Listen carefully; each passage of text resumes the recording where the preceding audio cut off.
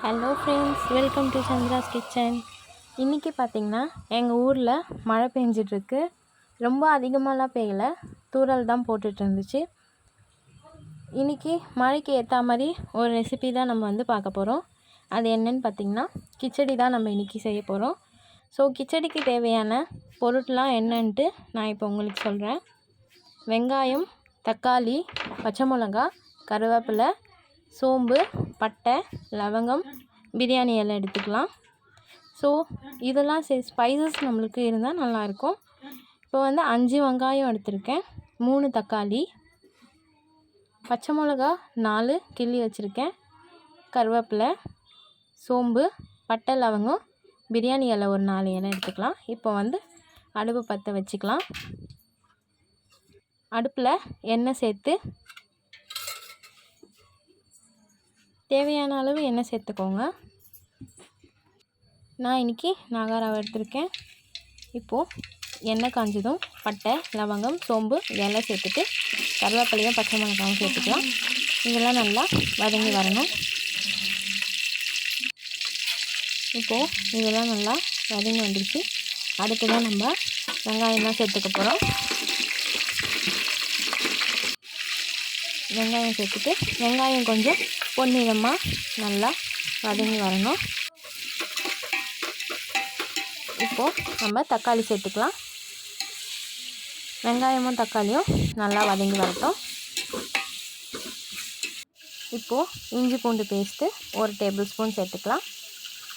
இஞ்சி பூண்டு பேஸ்ட்டு பச்சை வாசனை போகிற வரைக்கும் நம்ம நல்லா வதக்கிக்கலாம்.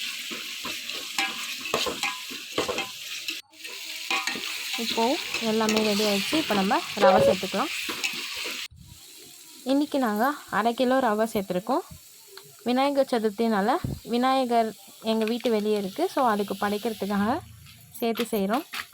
ஸோ 1/2 கிலோ ரவை சேர்த்துட்டோம். இதை நல்லா நம்ம கலரிக்கலாம். 1/2 கிலோ ரவைக்கு நீங்கள் 1/4 கிலோ கப்பு இருந்துச்சுன்னா அதில் 2 தண்ணி சேர்த்துக்கோங்க. ஸோ இப்போ நான் 1 கப் தண்ணி சேர்த்துட்டேன். தேவையான அளவு உப்பு சேர்த்துக்கோங்க. இப்போ இதை நல்லா கலரிக்கலாம். 2வது கப் தண்ணியில் நம்ம என்ன பண்ண போகிறோம் பார்த்திங்கன்னா கலர் பவுடர் கொஞ்சமாக ஆட் பண்ணிக்கலாம். நீங்கள் கலர் பவுடர் ஸ்ட்ரைட்டாக சேர்த்திங்கன்னா உங்களுக்கு அங்கங்கே திட்ட தெரியும். இப்படி சேர்த்திங்கன்னா தெரியாது. இப்போ நம்ம கொஞ்சம் கொஞ்சமாக இந்த தண்ணியை சேர்த்துக்கலாம். இப்போது மொத்த தண்ணியும் நம்ம சேர்த்துடலாம். இதை நல்லா நம்ம இப்போ கலரிக்கலாம். ஒரு 5 மினிட்ஸ் கழித்து கிச்சடி இப்படி தான் இருந்தது. இதில் சரியாக உங்களுக்கு தெரியல, நான் இப்போ ஃபோட்டோ ஷேர் பண்ணுறேன் பாருங்கள். நான் லைட் வச்சு எடுக்கிறதுனால கிச்சடி கலர் உங்களுக்கு அப்படி தெரியுது. ரியல் லுக் இப்படி தான் இருக்கும். இப்போ நம்ம நல்லாவே கலரிக்கலாம். ரவை நல்லா வெந்ததும் நம்ம இப்போ ஸ்டவ் ஆஃப் பண்ணிக்கலாம். ஸோ இப்போ நம்ம எல்லாேருக்கும் பிடிச்ச கிச்சடி ரெடி ஆயிடுச்சு. ஸ்வைஸ் பார்த்திங்கன்னா ரொம்பவே சூப்பராக இருந்தது. இந்த வீடியோ உங்களுக்கு பிடிச்சிருந்தா லைக் பண்ணுங்கள், ஷேர் பண்ணுங்கள், சப்ஸ்கிரைப் பண்ணுங்கள். கீழே இருக்க பெல் ஐக்கான் ப்ரெஸ் பண்ணுங்கள். ஸோ இந்த மழையோட அழகாக ரசிச்சுக்கிட்டே நீங்களும் வீட்டில் கிச்சடி செஞ்சு சாப்பிடுங்க. தேங்க்ஸ் ஃபார் வாட்சிங்.